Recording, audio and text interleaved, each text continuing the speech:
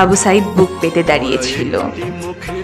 সে ভাবেনি পুলিশ তাকে সত্যিই গুলি করবে। তাই প্রথম গুলিটা খেয়ে সে একটু হতভম্ব হয়ে কেঁপে উঠল। তার বিশ্বাস হলো না ওই প্রান্তের পুলিশ তার মতোই বাংলায় কথা বলে, তার মতো দুবেলা ভাত খায়, একই মাটির গন্ধ গায়ে। কেঁপে উঠল, আবার পা শক্ত করে দাঁড়ালো। তা না হলে বন্ধুরা কি বলবে? একটা গুলির আঘাতে সে পড়ে গেছে, গায়ে শক্তি নাই। আর তাই বন্ধুদের পরে গর্ব করে বলবে, দেখেছিস তোরা কেমন বুক চিতিয়ে বাঘের মতো দাঁড়িয়েছিলাম।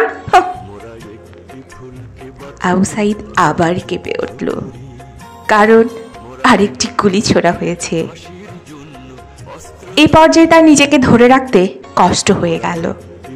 তবু সে প্রাণপণে চেষ্টা করতে লাগলো।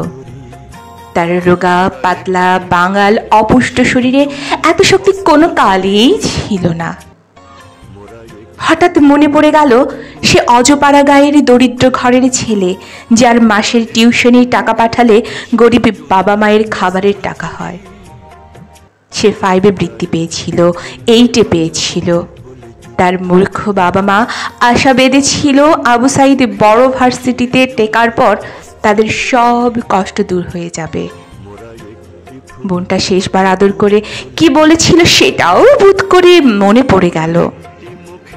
আবু সাইদের ঘরে ফেরার কথা ছিল রাত 10টায়। 10টা কি বেজে গেছে?